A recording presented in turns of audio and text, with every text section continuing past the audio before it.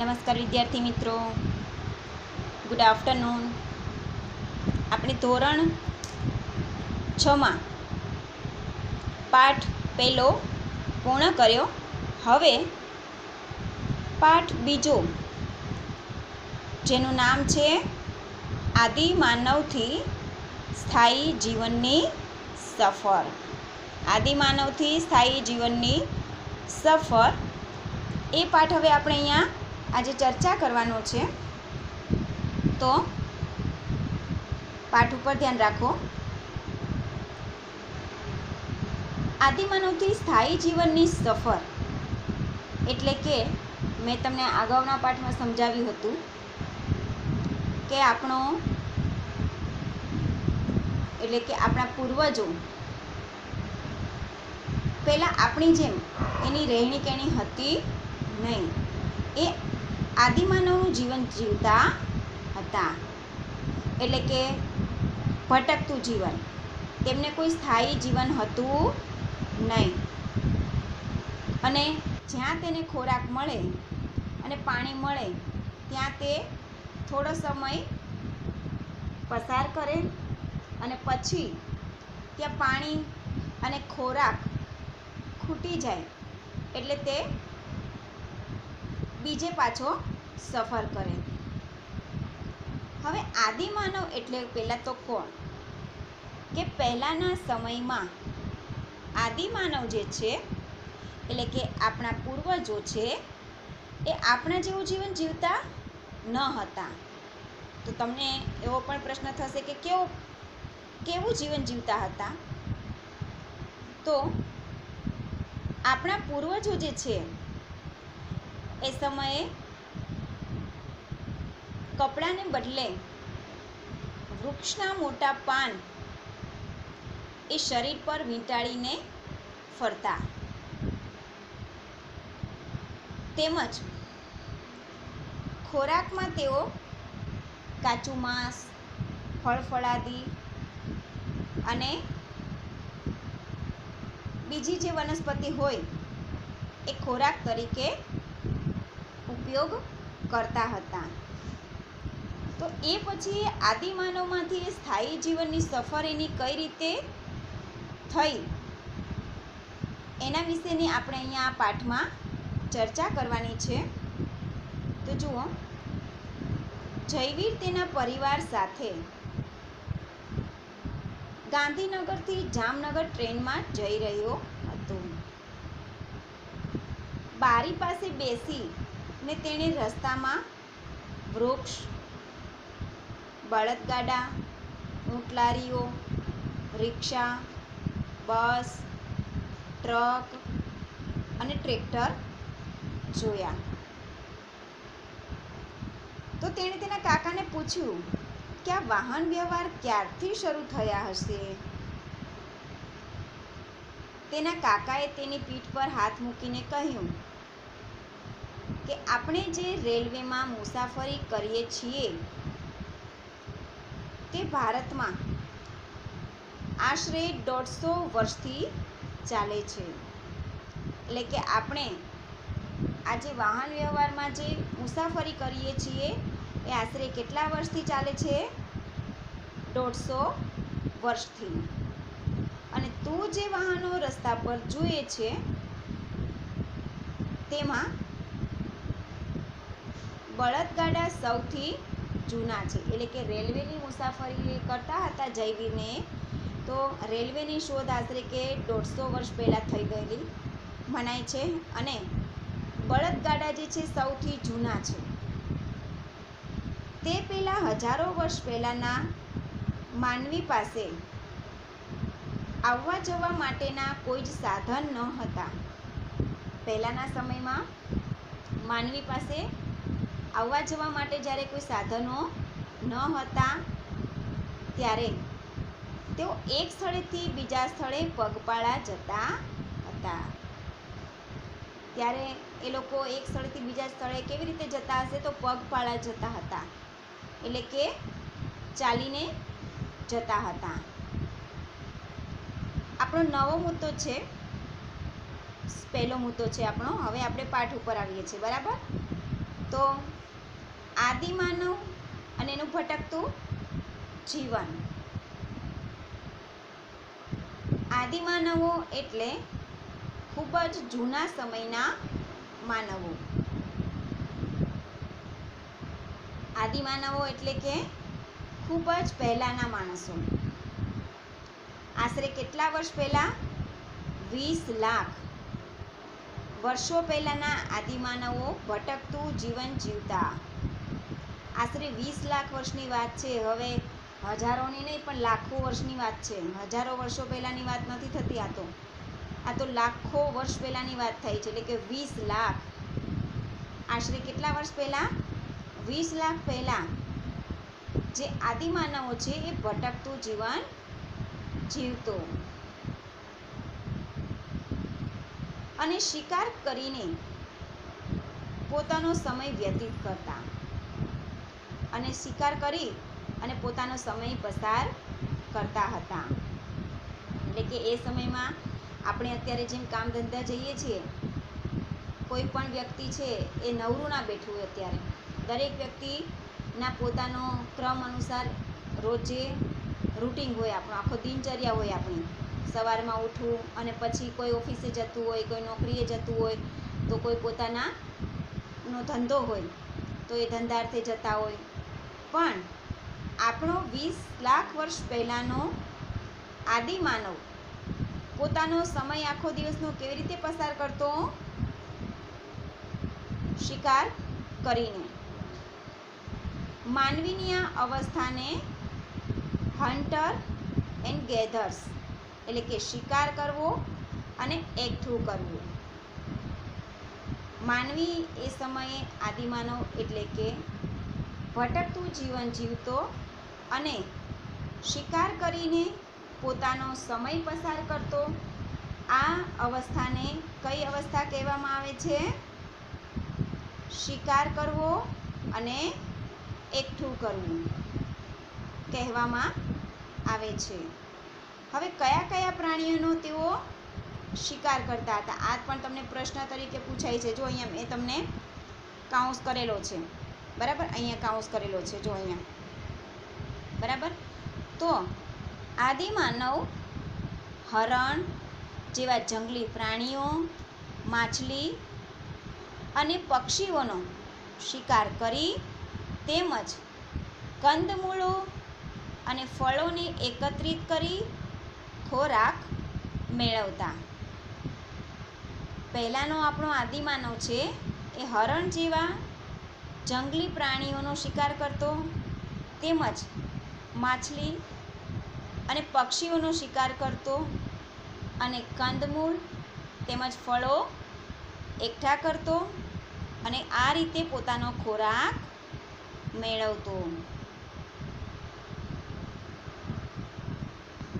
જો કે આ બધું સરળ ન હતું. આપણને એમ થાય કે ઓહો, કંઈ જ કામ નહીં, આમાં તો શું શિકાર કરવો ખાલી આખો દિવસમાં, અને એ ખાવા પૂરતો જ કરવાનો હોય શિકાર. કંઈ ખાવા એ પ્રાણીને મારીને કંઈ રાખી તો મૂકવાનું ના હોય. જે દિવસે જેટલું એમને ખાવાનું હોય એટલો શિકાર કરે અને એટલા ફળ અને કંદમૂળ શોધીને લાવે. તો આપણને એવું થાય કે આ બધું સરળ હશે, સાવ સરળ હશે, પણ ના, આ બધું સરળ ન હતું. ક્યારેક જંગલી પ્રાણીઓ આદિમાનવો પર પણ હુમલો કરતા.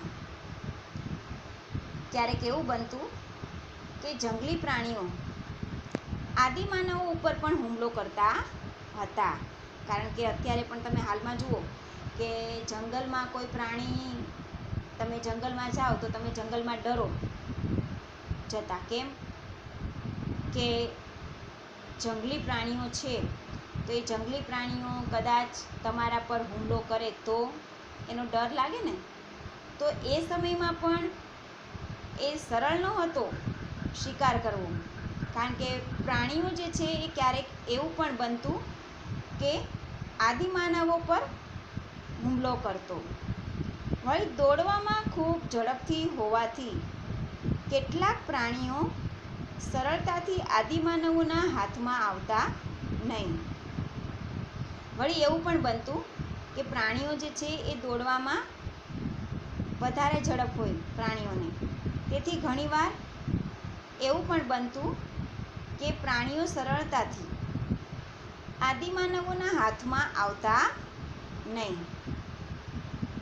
એટલે ખોરાકની શોધમાં આદિમાનવોએ એક સ્થળેથી બીજા સ્થળે અને બીજાથી ત્રીજા સ્થળે ભટકતા રહેતા.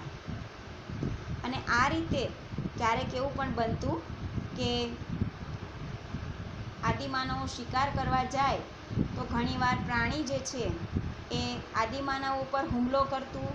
અને ઘણીવાર એવું પણ બનતું કે તેઓ દોડવામાં તેમની ઝડપ ખૂબ હોવાથી ઘણીવાર એ સરળતાથી આદિમાનવોના હાથમાં આવતા પણ નહીં.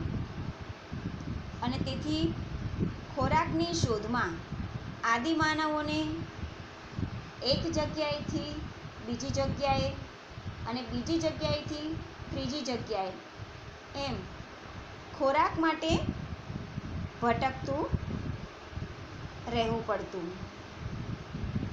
માનવી આ સમયે કયા ફળ કે કંદમૂળ ખાવા અને કયા ન ખાવા તેનું જ્ઞાન મેળવતો થયો. કારણ કે ઘણી વનસ્પતિઓ ઝેરી હોવાથી માનવના મૃત્યુ પણ થતા.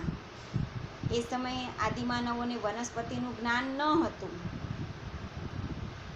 કે કયા ફળ ખવાય અને કયા ફળ ન ખવાય, કયા કંદમૂળ ખવાય અને કયા કંદમૂળ ન ખવાય. પણ ધીમે ધીમે તે જ્ઞાન મેળવતો થયો. કારણ કે ઘણીવાર અમુક એવા ફળ કે અમુક એવા કંદમૂળ ખાવાથી માનવના મૃત્યુ પણ થયા હતા. જેના કારણે તેને જ્ઞાન મળ્યું કે કયા ફળ અને કયા કંદમૂળ ખવાય. આ રીતે આદિમાનવને ધીમે ધીમે ફળો અને કંદમૂળને ઓળખતો થયો. હરણ, ઘેટા બકરા જેવા પ્રાણીઓને સરળતાથી મારી શકતા હોવાથી આદિમાનવો તેમને શોધવા એક જગ્યાએથી બીજી જગ્યાએ ભટકતા રહેતા. હવે ઘેટા બકરા, હરણ જેવા પ્રાણીઓ જે છે એ સરળતાથી આદિમાનવને હાથમાં આવી જતા અને સરળતાથી તેઓને મારી શકાતા. તેથી આદિમાનવો તેમને શોધવા માટે એક જગ્યાએથી બીજી જગ્યાએ ભટકતા રહેતા હતા. વળી પાણી એ જીવન જરૂરિયાતની વસ્તુ હોવાથી જ્યાં પાણી મળી રહેતું ત્યાં તેઓ રહેતા. આવી રીતે હરણ અને ઘેટા બકરાને તેઓ સરળતાથી મારી શકતા હતા. તેથી જ્યાં એને ઘેટા બકરા અને હરણની શોધમાં તેઓ ભટકતું જીવન જીવતા. વળી પાણી પણ જરૂરી છે, કારણ કે ખોરાકની સાથે પાણી પણ એટલું જ જરૂરી છે. તેથી આદિમાનવો જ્યાં પાણી મળી રહેતું અથવા જ્યાં પાણી રહે ત્યાં તેઓ પોતે જતા અને પોતે રહેતા હતા. હવે અહીંયા જુઓ, આપણો નવો મુદ્દો છે કે ભારતમાં આદિમાનવોના વસવાટના સ્થળો. એટલે કે ભારતમાં આદિમાનવો છે એના વસવાટના સ્થળો કઈ કઈ જગ્યાએ જોવા મળે છે, તો એ હવે આપણે જોઈએ. પુરાતત્વશાસ્ત્રીઓ, નૃવંશશાસ્ત્રીઓ અને ઇતિહાસકારોએ મળીને ભારતના આદિમાનવના વસવાટના અનેક સ્થળો શોધી કાઢ્યા છે.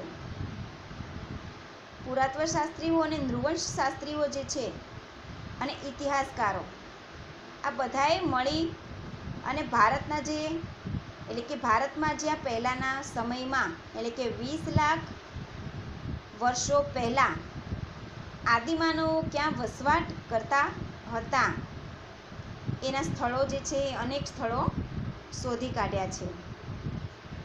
અને સાથે સાથે તેઓ જે ઓજારો વાપરતા તેની માહિતી પણ શોધી કાઢી છે. અને સાથે સાથે તેઓ જે ઓજારો વાપરતા, ઓજારો એટલે કે વનસ્પતિ કાપવા, ફળોને કાપવા, કંદમૂળોને કાપવા અને પ્રાણીઓનો શિકાર કરવા માટેના જે હથિયારો અને ઓજારોને પણ તેમણે શોધી કાઢ્યા હતા.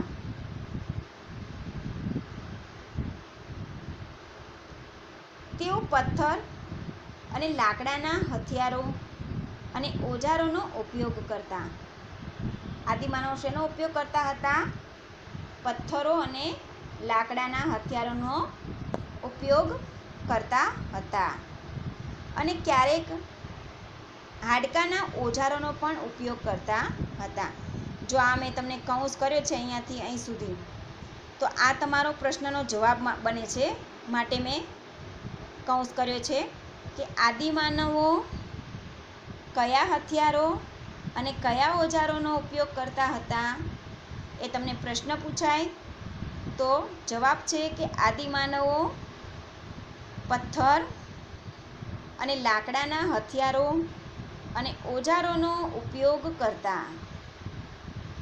ક્યારેક લાકડાના ઓજારોનો પણ તેઓ ઉપયોગ કરતા હતા.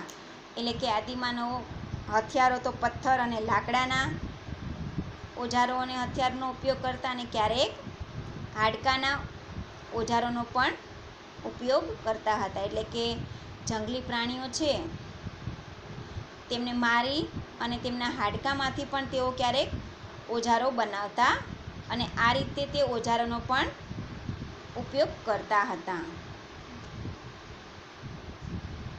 શિકારી અને ભટકતું જીવન જીવતા માનવો પથ્થરની ટેકનોલોજી સાથે સંકળાયેલા હોવાથી આ સમયને પાષાણ યુગ પણ કહે છે.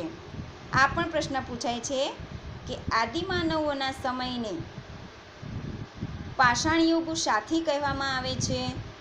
તો આ જવાબ છે, તમે જો અહીંયા પણ મેં કૌંસ કરેલો છે અહીંયાથી અહીં સુધી, કે શિકારી અને ભટકતું જીવન જીવતા માનવો પથ્થરની ટેકનોલોજી સાથે સંકળાયેલા હોવાથી આ સમયને પાષાણ યુગ કહેવામાં આવે છે. પાષાણ યુગ એટલે કે પથ્થર અને યુગ એટલે કે પથ્થરોનો યુગ. કારણ કે એ સમયે આદિમાનવો ભટકતું જીવન જીવતા અને સાથે સાથે તેઓ પથ્થરની ટેકનોલોજી સાથે પણ સંકળાયેલા હતા. એટલે કે પથ્થરોના ઓજારો પણ બનાવતા. તેથી આ સમયને પાષાણ યુગ કહેવામાં આવે છે. બરાબર. જુઓ અહીંયા આ અલગ અલગ પ્રકારના પથ્થરો છે. બરાબર. જો આ પાષાણ યુગીન હથિયારો છે. આ રીતે તેઓ હથિયારો બનાવતા હતા પથ્થરોમાંથી. જો ચિત્ર 2.21માં બતાવેલા પથ્થરોનો ઉપયોગ વનસ્પતિ કાપવા અને પ્રાણીઓને ચીરીને તેમની ચામડી કાઢવા થતો હતો. આ પણ તમને પ્રશ્ન તરીકે પૂછાઈ શકે છે કે આદિમાનવો આ પથ્થરોના બનાવેલો જે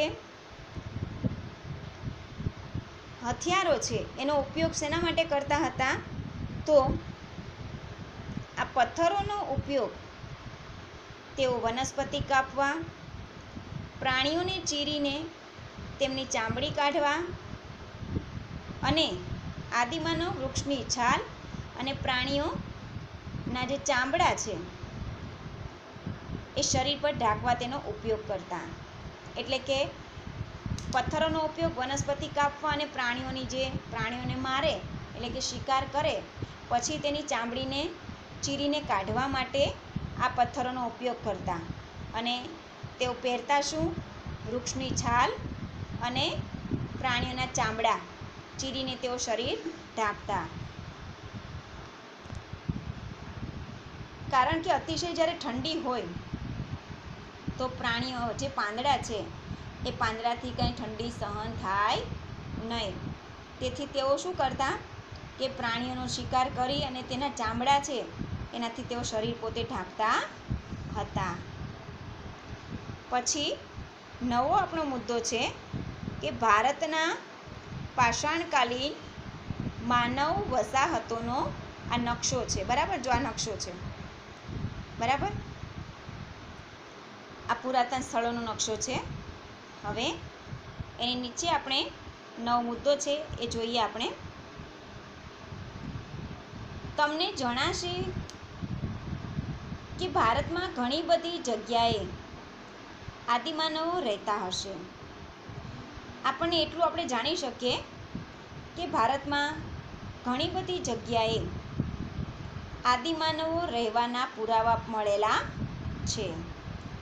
નકશામાં થોડી જગ્યાઓ જ બતાવી છે, પરંતુ ભારતમાં ઘણી બધી જગ્યાએ તેમના વસવાટ હોવાના પુરાવા મળ્યા છે. જો આટલી તો જગ્યાઓ છે જ આ નકશામાં. બાંગ્લાદેશ, ભૂતાન, ચિરાત, ગંગા નદી પાસે આવેલા મેદાનોમાં, ગોદાવરી નદીની આસપાસ, ઇનામ ગામ, બરાબર, આ બધા જે છે એ આધુનિક શહેરો પણ આમાં છે, આરંભિક ગામ પણ છે. એમાં જુઓ કે આ જો બધાના નિશાનો છે કે પુરાપાષાણિક સ્થળો જે છે એ કયા છે કે આ લાલ કલરનું જો નિશાન કરેલું છે, જો લાલ કલરનું ત્રિકોણ છે, એવા નકશામાં તમને જે લાલ કલરના ત્રિકોણવાળા દેખાય એ સ્થળો પુરાપાષાણિક સ્થળ છે. પછી નવપાષાણિક યુગો એટલે કે નવપાષાણિક સ્થળો કે જે આ તમને આ ગ્રીન કલરના જે ચોરસ દેખાય એ નવપાષાણિક સ્થળ છે. ત્યારબાદ મહાપાષાણિક સ્થળો જે છે એ આ બ્લેક કલરનું જે તમને દેખાય કે જે બ્રહ્મગીરીને એ મહાપાષાણિક સ્થળો છે. પછી આરંભિક ગામો એટલે કે એ પછીના આરંભિક ગામો જે શરૂ થયા એમાં છે જો આવી રીતના ત્રિકોણ આ શક્કરપારા જેવું કરેલું છે, જો ઇનામ ગામ પાસે જે કરેલું રહ્યું નિશાન એ. પછી આધુનિક શહેરો કે હાલના શહેરોમાં તો તમને ખબર પડે કે આ મુંબઈ છે એ હાલનું શહેર છે, કોલકાતા, બરાબર, આ બધા હાલના શહેરો છે. તો આ રીતે તમારે નકશામાં છે. જ્યાં સારા, આપણે હવે આ મુદ્દો જોવાનો છે, બરાબર, કે જ્યાં સારા અને મોટા પ્રમાણમાં પથ્થરો, લાકડા અને પાણી મળી રહે તેવા સ્થળોએ રહેવાનું તેઓ પસંદ કરતા. આદિમાનવ ક્યાં રહેવાનું પસંદ કરતા? જો આ પણ તમને પ્રશ્ન તરીકે પૂછાય એટલે મેં કાઉન્સ કરેલો છે કે આદિમાનવો જ્યાં સારા અને મોટા પ્રમાણમાં પથ્થરો, લાકડા અને પાણી મળી રહે તેવા સ્થળોએ તેઓ રહેવાનું પસંદ કરતા. અને ઘણીવાર એ વરસાદ અને જંગલી પ્રાણીઓથી પોતાનું રક્ષણ કરવા તેઓ પ્રાકૃતિક ગુફાઓમાં રહેતા. પ્રાકૃતિક ગુફા કોને કહેવાય કે કુદરત દ્વારા આપમેળે જે પથ્થરોની અંદર જે જગા થયેલી છે એને કહેવાય છે પ્રાકૃતિક ગુફાઓ. તો ઘણીવાર એવું પણ બનતું કે આદિમાનવો પોતે વરસાદ અને જંગલી પ્રાણીઓથી પોતાનું રક્ષણ મેળવવા માટે પ્રાકૃતિક ગુફાઓમાં રહેતા. મધ્ય ભારતમાં વિંધ્ય પર્વતમાળામાં આવી અનેક જગ્યાઓ મળી આવી છે.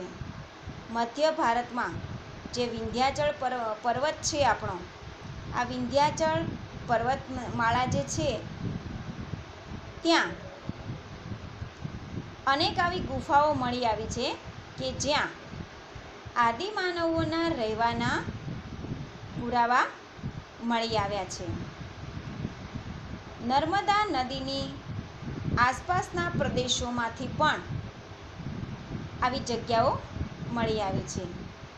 એટલે કે વિંધ્યાચળની પર્વતમાળાઓ તેમજ નર્મદા નદીની આસપાસના પ્રદેશોમાંથી પણ આવી જગ્યાઓ મળી આવી છે.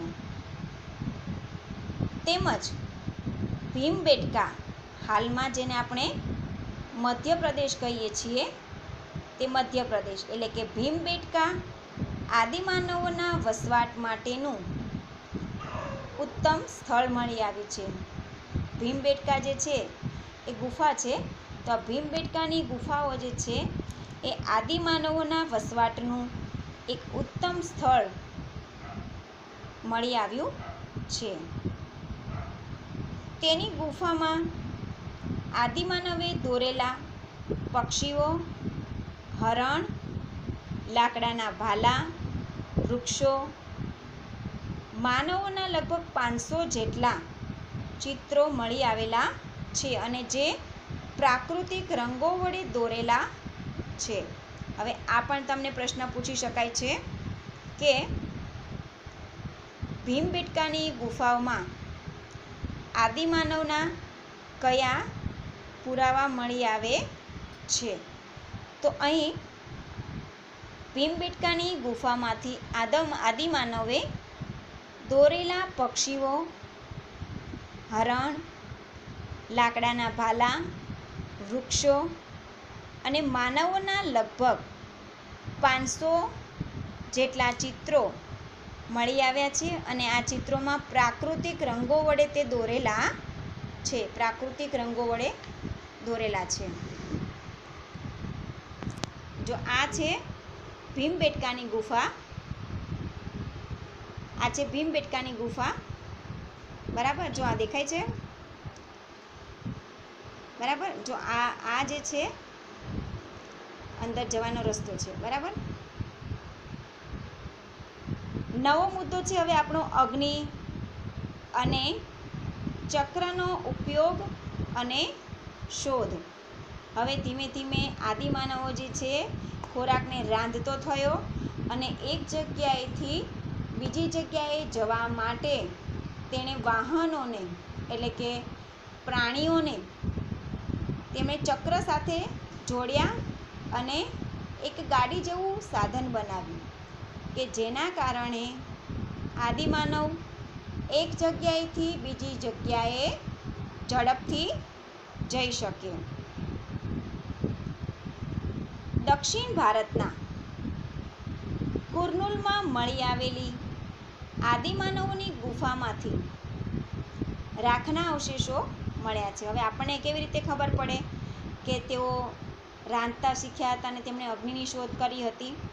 તો આ દક્ષિણ ભારતના કુર્નુલમાં આદિમાનવોની ગુફામાંથી રાખના અવશેષો મળ્યા છે કે જેના પરથી આપણે જાણી શકીએ કે તેઓએ અગ્નિની શોધ કરી હશે એ સમયે અને તેઓ ખોરાક રાંધતા શીખી ગયા હશે અને તે દર્શાવે છે કે તેઓ અગ્નિથી પરિચિત હશે. આજથી લગભગ 11,000 વર્ષ પહેલાં માનવી અગ્નિનો ઉપયોગ કરવા લાગ્યો હતો. આજથી લગભગ 11,000 વર્ષ પહેલાં માનવી પોતે અગ્નિનો ઉપયોગ કરતો હતો. આવું આપણે આ અવશેષો મળ્યા છે એના ઉપરથી આપણે જાણી શકીએ છીએ તેમ ઇતિહાસકારો જણાવે છે. અગ્નિના ઉપયોગે તેમના જીવનમાં ક્રાંતિકારી પરિવર્તન કર્યું છે અને આ રીતે અગ્નિનો ઉપયોગ એ તેમના જીવનની એક ક્રાંતિકારી પરિવર્તન થયેલું હોવાનું માનવામાં આવે છે. કારણ કે અગ્નિની મદદથી તેઓ માંસને શેકીને ખાઈ શકતા. હવે અગ્નિની શોધ થઈ તેનાથી તેઓ ધીમે ધીમે ખોરાકને શેકીને ખાતા થયા. અગ્નિનો ઉપયોગ પ્રકાશ મેળવવા માટે કરતા તેમજ તેના ઉપયોગથી જંગલી પ્રાણીઓથી તેઓ પોતાનું રક્ષણ પણ કરતા હતા. તો બાળમિત્રો, આપણે આજે ધોરણ 6નો આજનો આ લેક્ચર આપણે અહીંયા પૂર્ણ કરીએ છીએ અને પાઠમાં હોમવર્કમાં તમારે પાઠ ચલાવ્યો ત્યાં સુધીનું વાંચન કરવાનું છે.